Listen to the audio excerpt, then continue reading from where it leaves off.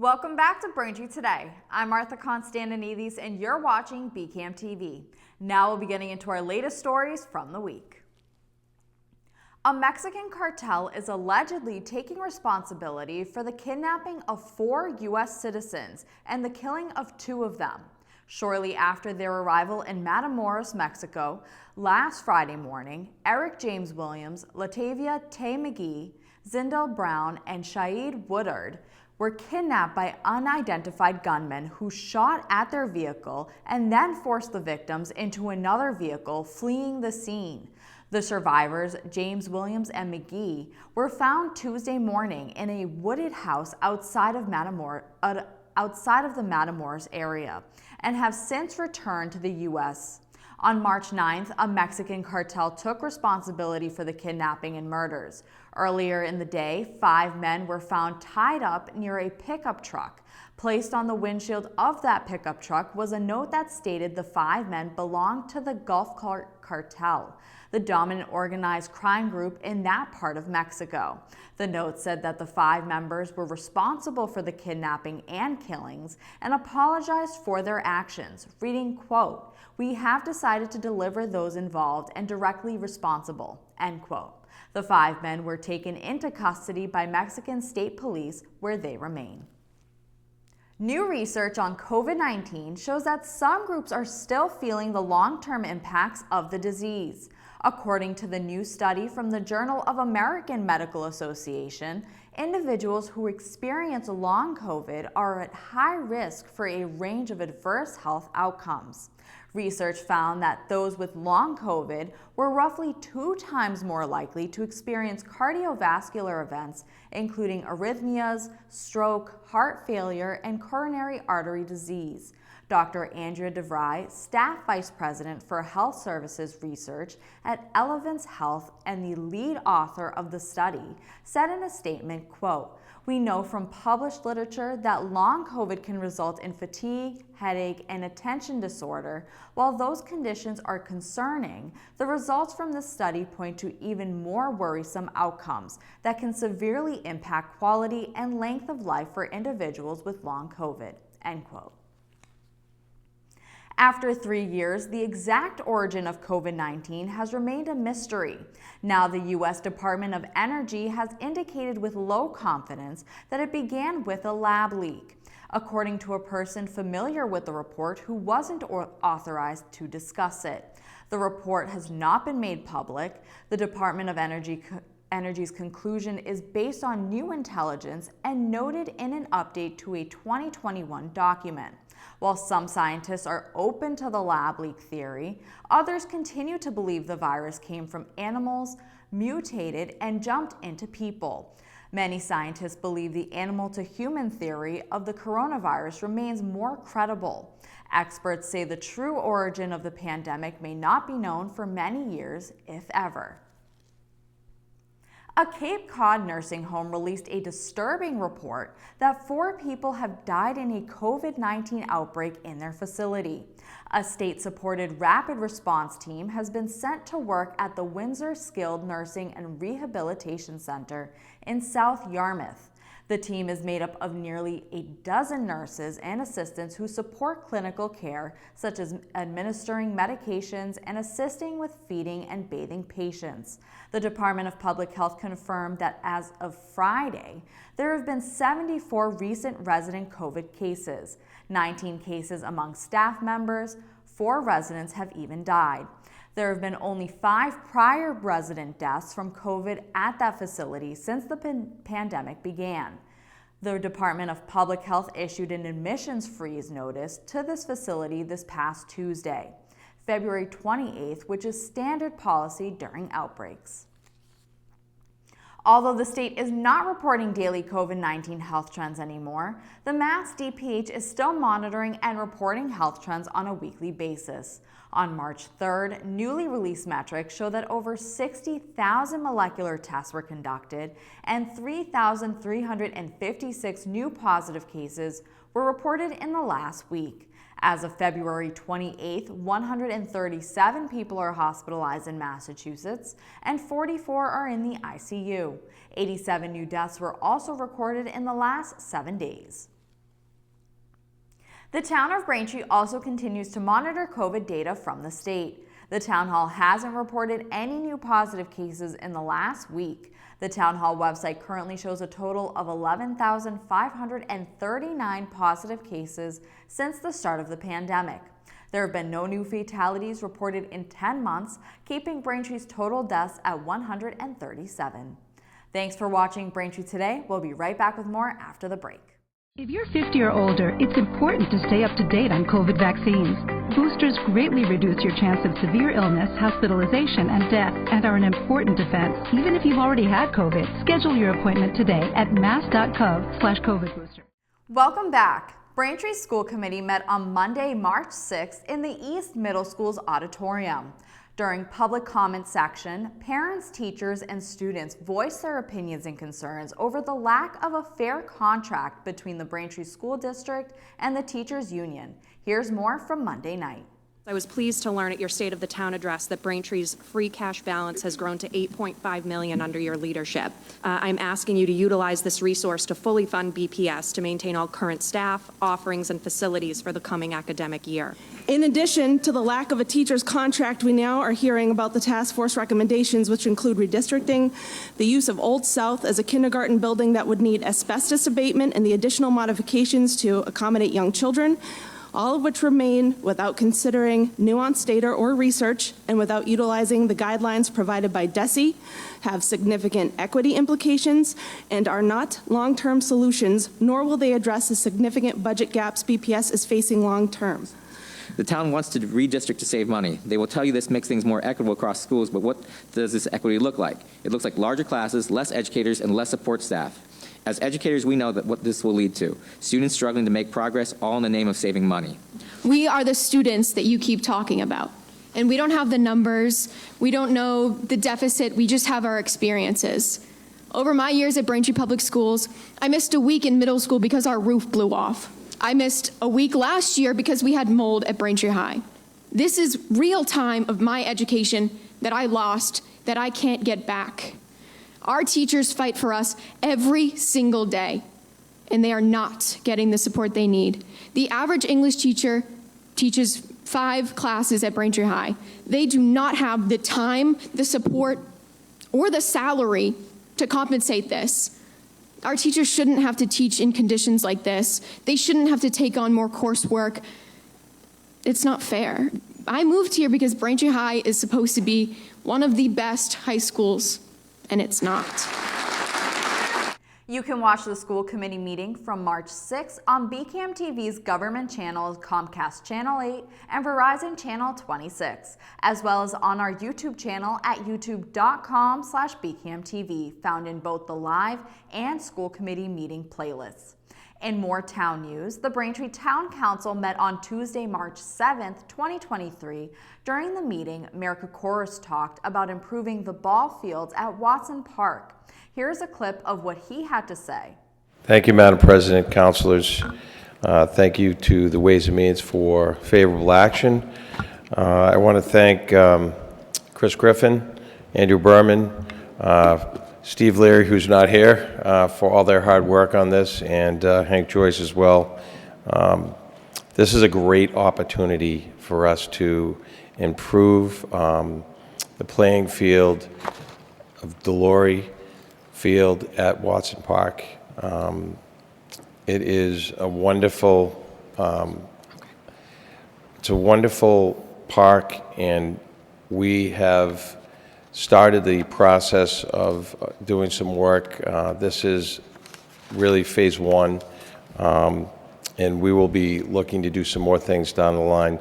This will not only completely rebuild this field, which I don't think has been had any major improvements from the town in many, many years, but it'll also push the field out the 20 feet in order to bring it to regulation, which is very important.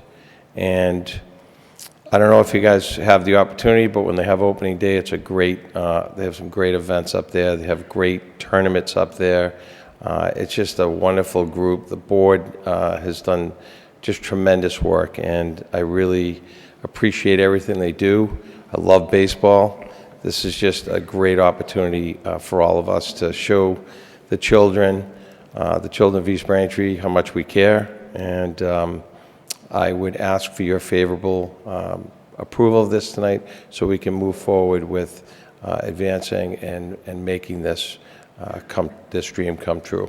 Other topics discussed included the Charter Review Committee update, inclusionary housing, a tree protection ordinance, and the creation of planned unit developments. During the meeting, they also voted to reappoint Town Clerk James Casey and Susan Semino for an additional 3 years. Here's a clip of what James Casey had to say. Madam President, council members, I want to thank the Committee on Personnel for their support of my reappointment for the next 3 years. The success of my department is attributed to my staff who is here this evening, and as you can see, one of my staff members here has come in this evening from an injury, and she is here to support the work that we do in our office, and I'm very proud of them as well as proud of you supporting my reappointment. Thank you.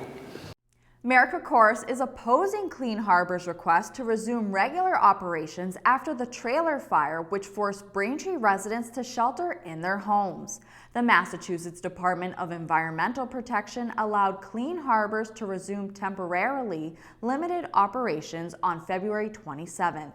However, town officials have raised a number of concerns that need to be addressed before full operations resume again. The main concern is that Clean Harbors needs to eliminate the storage of hazardous materials inside trailers on site.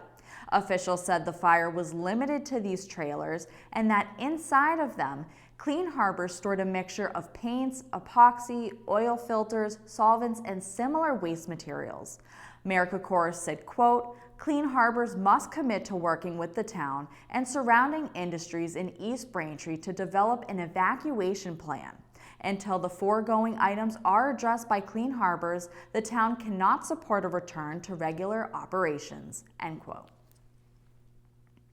On March 1st, Mayor Kokoris delivered his annual State of the Town address. Kokoris began the event by addressing former and current military families, highlighting the tax exemption rolled out in 2022 for Gold Star families. He also stated that Braintree received the first payment of $1 million from a new electronic board on Wood Road and will continue to collect revenue totaling $2.5 million over the next 20 years. Of course, redevelopment of Braintree was a major topic of discussion in the early parts of his address, with the initial stages of redevelopment at 60 Columbian Street. The redevelopment will include areas of open space, recreation, and publicly accessible trails, as well as Braintree's first dog park. The project at Allen Street was also addressed, with Kokoris focusing on the funding received from Braintree and the future of additional housing. You can watch the full address on BCAM TV's government channels, Comcast Channel 8 and Verizon Channel 26, and on youtube.com/BCAM TV in the town's special events playlist. Mayor Kokoris' Chief of Staff, Nicole Taub, has officially moved on from her role in Braintree. Taub will be taking on a job with the Boston Police Department, serving as Commissioner Michael Cox's Chief of Staff. The decision to leave was announced by Taub at a February council meeting. Taub started as Kokoris' Chief of Staff in the summer of 2020 and was the first woman Chief of Staff for Braintree, as well as the first Latin American to hold the position. Taub started with Braintree as a town solicitor in July 2018 under former Mayor Joseph Sullivan's administration. Prior to working for the town of Braintree, Taub was the senior staff attorney with the Boston Police Department for 11 years. South Shore Bank recently hosted a reception to celebrate the reopening of its Braintree branch and honored a local Braintree business. The branch, located at 1010 Washington Street, features what officials call a newly modernized location designed to embrace digital-first banking. Various town officials attended the reception, as well as businesses and civic leaders. The event was highlighted by the presentation of the Diamond Award to Deanna Murphy and Ashley Sexton, owners of Verde Salon in Braintree, honored for having a positive impact and taking a leadership role in our community. Officials said the Diamond Award was created by South Shore Bank to honor clients for charitable giving and helping the community. Thanks for watching Braintree Today on BCAM TV. We'll be right back with more stories in the area. Every home needs a basic emergency supply kit. It should meet the unique needs of the people who live there. Your kit doesn't have to cost a lot. You probably already have many of these supplies, and you can get others at a discount store. Visit mass.gov/beprepared. Welcome back to Braintree Today. Now, here's more in local news. This week, Governor Maura Healey released her proposed fiscal 2024 budget, which includes a separate new education and transportation fund to collect revenue from the new fair share income tax, known by its popular name as the Millionaire's Tax. The fair share tax measure increases the state income tax from 5% to 9% for anyone earning over $1 million per year. Healey's budget proposal includes $1 billion in spending divided almost evenly between transportation and education, the two areas of spending identified by backers of the ballot measure. The breakdown of the revenue would be $490 million for transportation, and the education half of the revenue would be about $510 million. Healey's budget is still subject to approval in the state legislature and a final accounting of how much revenue fair share will generate. The state won't know exactly how much it will receive until the end of tax filing in April. State Auditor Deanna Dizoglio is conducting a review of the MBTA's performance during a span when its safety and operational issues drew intense scrutiny. Sarah Monjo, Director of Authority and Education Audits in the Auditor's Office, notified State Transportation Secretary Gina Fiandaca and MBTA officials on February 11th of plans to launch a performance audit starting in March. The auditor says her probe would examine if the T actually steered money towards safety initiatives. In a statement, the auditor said, quote, "I look forward to sharing the results of this audit with residents, employers, the legislator, the governor, and the general public to help ensure our public transportation system is reliable and safe," end quote. Dizoglio has also announced she is going to audit the Massachusetts state legislature, something that hasn't happened since 1922. Dizoglio cited that since the fact that lawmakers on Beacon Hill aren't subject to public records law and much of their business is held behind closed doors, she wants to audit the legislature in order to provide more transparency and accountability. Dizoglio sent a letter to House Speaker Ron Mariano and Senate President Karen Spilka on Tuesday, notifying that she wants to audit the legislature for the first time in over a century.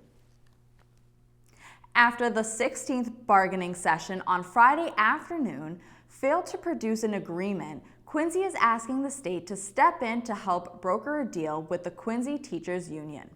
Quincy Mayor Thomas Koch, who is the chairman of the school committee, said in the letter that the city has asked the state to assign a third-party mediator to assist the school committee and the union in future bargaining sessions. The two sides have not been able to reach a compromise as educators demand more longevity pay and better parental leave.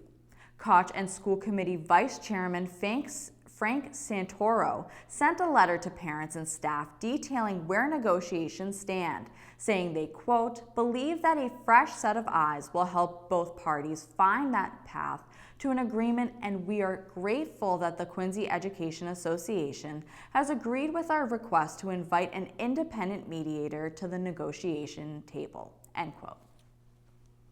Q Arts Gallery of Quincy is teaming up with the Belmont Gallery of Art to host a pair of exhibits that feature paintings, fiber art, sculpture, and photography. More than 40 local artists will be displayed in the exhibit Shared Habitat Earth at Q Arts Gallery in downtown Quincy. The displayed artwork shows, quote, the tension between what humanity has enjoyed for thousands of years and what will be left if we don't act now, end quote. Each exhibit will include educational materials and information on how to take action. Quincy's version of Shared Habitat Earth will run from March 18th to April 23rd, and Belmont's show will be from March 10th to April 30th. The gallery's hours are 2 p.m. to 5 p.m. Thursday through Friday and noon to 5 p.m. on Saturday and Sunday. For more information, you can visit quincyartma.org. Thanks for watching Braintree Today. We'll be right back with more in entertainment. Want a year of no-cost birth control with just one trip to the pharmacy? Access, a Massachusetts law, can make it easier. Get more control over your birth control. Find out if you're covered. Learn more at mass.gov/birthcontrol. Welcome back to Braintree Today. March is Women's History Month, so for today's entertainment segment, we have a few movies of powerful, strong women and movies to educate and celebrate women's history. First in entertainment, Hidden Figures is based on the true untold story of 3 Black women working at NASA in the early 60s who joined forces to help launch the first ever American astronaut into orbit. Mathematicians Dorothy Vaughan, Mary Jackson, and Katherine G. Johnson faced an uphill battle to prove their stake among predominantly white male counterparts. The 3 had to prove their worth in an era of overwhelmingly racial and gender inequality, as they served as the brains behind one of the greatest operations in history, the launch of astronaut John Glenn into orbit. You can watch Hidden Figures on Disney Plus and Hulu. Next in entertainment, He Named Me Malala follows the story of 15-year-old Malala Yousafzai, who was deliberately shot in the head by a member of the Taliban for being vocal that young girls should have the right to education. Malala survived and went on to become a global sensation as a champion for young women's rights and received the Nobel Peace Prize. This documentary follows Pakistani teenager Malala as she emerges as a leading advocate for children's rights and women's rights, along with behind the scenes of her life and her hopes for a better tomorrow. You can watch He Named Me Malala on Apple TV and Amazon Prime. And finally in entertainment, Knock Down the House follows 4 female Democrats who decided to run for Congress in the 2018 United States elections.